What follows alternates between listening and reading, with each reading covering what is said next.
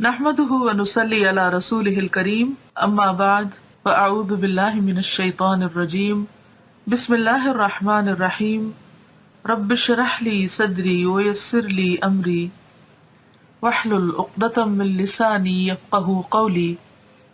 نفس مطمئن، قرآن میں کامیاب انسان کو النفس المطمئنہ کہا گیا ہے، یعنی مطمئن روح، پیسفل سول۔ اس سے مراد وہ انسان ہے جو جیے تو حالت اطمینان میں جیے اور اس پر موت آئے تو حالت اطمینان پر موت آئے، وہ ہر حال میں مطمئن زندگی گزارنے والا ہو۔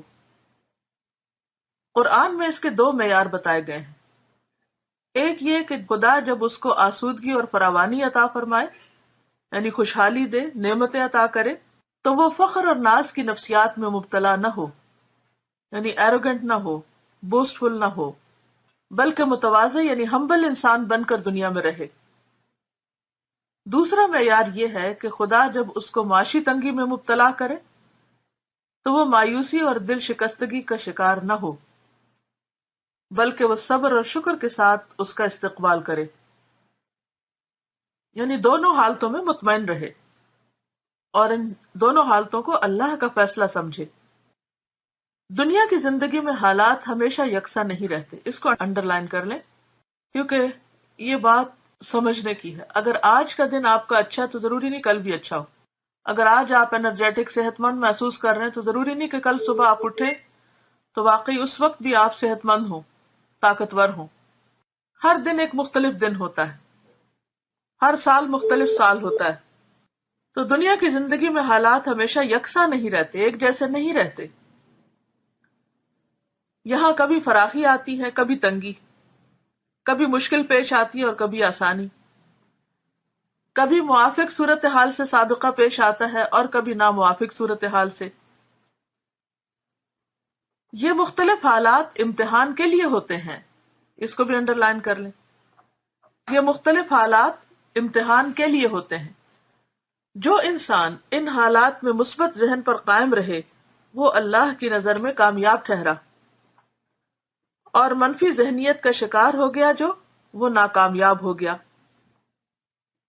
یعنی جو شخص ہر حال میں اللہ کے بارے میں گمان اچھا رکھے تو وہی کامیاب ہے، خواہ اس کو نعمت ملی ہو یا اس کی نعمت چھن گئی ہو۔ نفس مطمئن کا مطلب شاداں و فرحاں ہونا نہیں ہے، اس کو بھی انڈر لائن کریں۔ یعنی مطمئن نفس وہ نہیں ہوتا جو بہت خوش ہو۔ اس دنیا میں شاداں و فرحاں صرف وہ شخص ہو سکتا ہے جو سطحی طرز فکر کا حامل ہو، یعنی جو چیزوں کو بس اوپر اوپر سے دیکھے، ظاہری طور پر دیکھے۔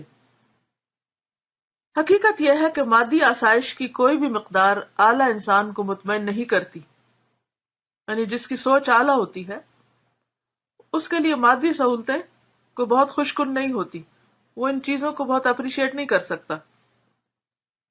ہر مادی آسائش اعلیٰ ذہن والے انسان کو اپنی ذہنی سطح سے کمتر محسوس ہوتی ہے، اس لیے وہ اس پر مطمئن بھی نہیں ہو سکتا، کیونکہ اس کی سوچ اعلیٰ ہے۔ وہ ان مادی ظاہری چھوٹی چیزوں سے اوپر اٹھ کے دیکھتا ہے اور اسے یوں لگتا ہے کہ جیسے ان چیزوں پہ راضی ہو جانا کسی کم تر چیز پہ راضی ہونا ہے، لہٰذا وہ ان پہ مطمئن نہیں ہوتا۔ تو پھر مطمئن نفس کا مطلب کیا ہوا؟ مذکورہ آیت میں اطمینان کا تعلق دنیوی چیزوں سے نہیں ہے بلکہ خدا سے ہے۔ اس کا مطلب یہ ہے کہ انسان کو خدا کی طرف سے جس آزمائش میں بھی ڈالا جائے، خواہ وہ فراوانی کی آزمائش ہو یا تنگی کی آزمائش، ہر حال میں وہ راضی برضا رہے۔ کوئی بھی تجربہ خدا کی نسبت سے اس کے اطمینان قلب کو برہم نہ کرے، سکھ کی حالت ہو یا دکھ کی حالت، ہر حال میں خدا کے ساتھ اس کا روحانی تعلق یکساں طور پر برقرار رہے، یعنی اس تعلق میں کمی نہ آئے۔ اس کو عام زندگی کی مثالوں میں آپ دیکھیے کہ کس طرح سمجھ سکتے ہیں۔ مثلاً آپ کے شوہر یا بچے ہیں یا والدین ہیں، آپ نے دیکھا ہوگا کہ ایک دن ان سے بہت دوستی ہوتی ہے، بہت اچھی طرح وہ آپ سے بات کرتے ہیں، آپ ان سے بات کرتے ہیں، جو آپ ان کو کہتے ہیں وہ سن لیتے ہیں، مان لیتے ہیں۔ لیکن دوسرے دن وہی بچے ہوتے ہیں، وہی شوہر ہیں، وہی لوگ ہیں، آپ کی بات انہیں سمجھ ہی نہیں آتی، اب آپ جھلا اٹھتے ہیں، جھنجھلا جاتے ہیں، اور پھر اپنے آپ کو کوسنے لگتے ہیں یا ان کو کوسنے لگتے ہیں یا رونا دھونا شروع کر دیتے ہیں، فرسٹریشن ہوتی ہے. تو ایسے موقع پر ہمیشہ یہ بات یاد رکھیں کہ دس شیل ٹو پاس، یہ وقت بھی گزر جائے گا اور پھر اچھا دن آ جائے گا. اور اگر آپ کو بھول جائے کہ کوئی اچھا دن زندگی میں آیا تھا تو جب اچھا وقت ہو تو آپ لکھ لیا کیجئے کہ آج کا میرا دن الحمدللہ بہت اچھا گزرا. اور جب تکلیف دہ صورت ہو تو اس وقت اچھے وقت کو یاد کر کے خوش ہو جایا کیجئے. تو اسی طرح جس انسان کے ساتھ آپ کا تعلق ہے، کوئی ہمسائے ہیں، نیبرز ہیں، ریلیٹیوز ہیں، دوست احباب ہیں، ان میں بھی آپ یہ تبدیلیاں دیکھیں گے کہ ایک دن تو وہ آپ کے ساتھ بہت خوش اخلاقی سے پیش آئیں گے، دوسرے دن انہیں سے آپ کی لڑائی ہو جائے گی، کوئی ناراضگی ہو جائے گی، یا ان کی طرف سے آپ ہرٹ ہو جائیں گے. تو ایسی صورت میں ہمت نہ ہارے اور اس کا نتیجہ یہ نہ نکالے کہ بس میں تو اب آج کے بعد میں اس انسان سے بولوں گی نہیں، مجھے تو ان سے کوئی تعلق ہی نہیں رکھنا، یا میں تو اس جگہ کو چھوڑ دوں گی، یا یہ کہ میں گھر چھوڑ دوں گی، یا اسی طرح کی جو منفی باتیں ہیں وہ نہیں سوچنی چاہیے. وقتی طور پر کوئی مس انڈرسٹینڈنگ ہو سکتی ہے، غلط فہمی ہو سکتی ہے، لیکن ایک غلط فہمی کا مطلب یہ نہیں کہ دوسرا انسان سراسر غلط ہے اور اس کی ہر بات ہی غلط ہے. تو ہمیں انتہا پسندی سے بچنا چاہیے اور کوشش یہ کرنی چاہیے کہ ہم اعتدال میں رہتے ہوئے اچھے اور برے، پسندیدہ اور غیر پسندیدہ دونوں اوقات کو بہت خوش اسلوبی کے ساتھ گزار دیں، اور باہر کے حالات، باہر کا موسم اور باہر کے رویے ہمیں اتنا متاثر نہ کریں یا ہم پر اس طرح اثر انداز نہ ہو کہ ہمارے اندر کا سکون برہم برہم ہو جائے.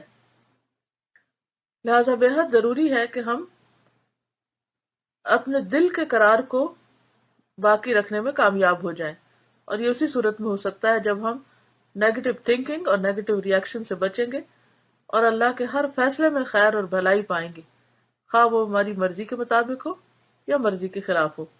تو اللہ تعالیٰ سے دعا ہے کہ وہ ہمیں نفس مطمئنہ عطا فرمائے اور اسی حال پر ہماری موت آئے کہ فرشتے جو جان لینے کے لیے آئے وہ آ کر پکاریں، یا ایتھا النفس المطمئنۃ ارجعی الی ربک راضیۃ مرضیہ، اے نفس مطمئنہ چلو لوٹ چلو اپنے رب کی طرف اس حال میں کہ تم رب سے راضی ہو اور رب تم سے راضی ہے.